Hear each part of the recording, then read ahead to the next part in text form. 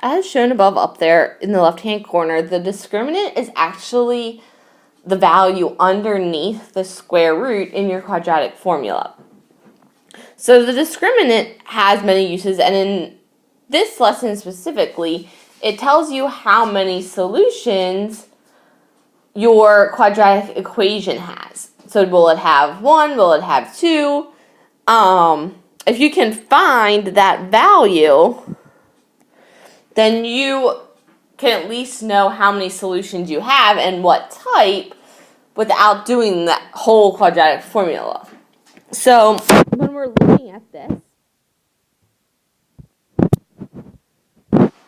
the first one says, okay, well, what if that b squared minus 4ac is greater than 0? So that's saying, okay, what if that value is positive?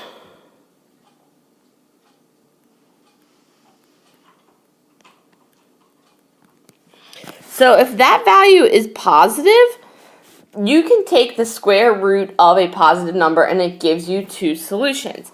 So you have 2 real solutions. So what that would look like, say you guys are trying to graph it. You have your parabola. These 2 values on your x-axis would be your 2 solutions. So it hits the x-axis 2 times, 2 real values, 2 real solutions. A second option is if that value equals 0. So if underneath your square root is 0, you have 1 real solution. Because if you take the square root of 0, you just get 0. So whether you have 5 plus 0 or 5 minus 0, you're still going to end up with 5, 1 value. So what that would look like, if you guys were graphing it, it would actually come down and just hit that x-axis 1 time. 1 x value, 1 solution. Okay, so what if that value underneath the square root is less than 0 or negative? If it is negative,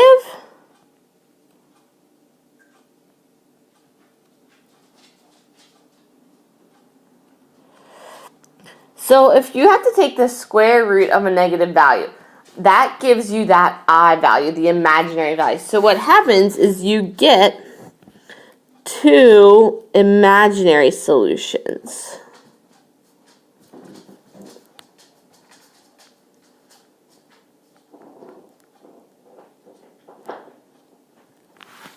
So on a graph, that means that your parabola doesn't actually ever touch the x-axis. There's no real x value that it ever touches, so your solutions are just somewhere on the coordinate plane, not on the x-axis. So those are your 3 types and possible combinations of solutions that you guys could have for a quadratic equation. So we can actually find the number and type without doing the whole quadratic formula. So it gives us a couple examples and says find the discriminant and give the number and type of solutions of the equation. So first I would say, okay, what is a, b, and c? So a is attached to your x squared, so a is 1. B is negative 8, and C is 17. So we need to plug this into b squared minus 4ac and find what the value is. So we're going to do negative 8 squared minus 4 times a, which is 1, times c, which is 17, and simplify that.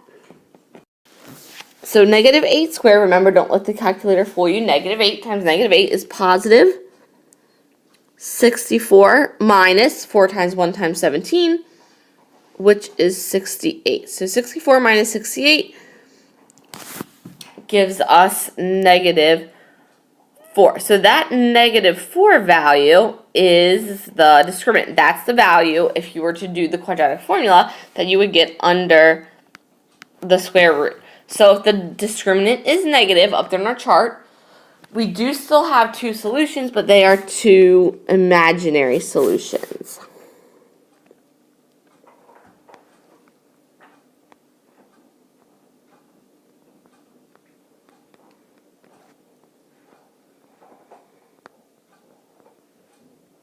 So let's do the second one. So in number 8, we've got 9x squared plus 6x equals negative 1. So just remember, just like the quadratic formula, when you're trying to find the discriminant, it has to be in standard form and also equal to 0.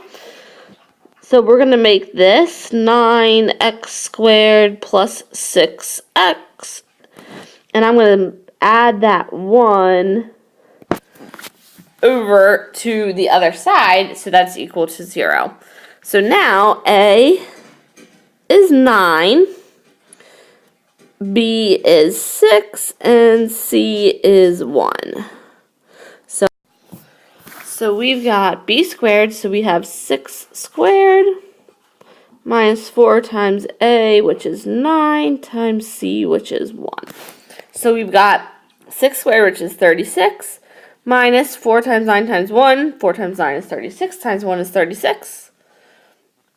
So 36 minus 36 is 0. So in this case, the discriminant, that part underneath your square root in the quadratic formula, is going to be 0, which means if you add or subtract 0, doesn't matter, you're only going to get one real solution.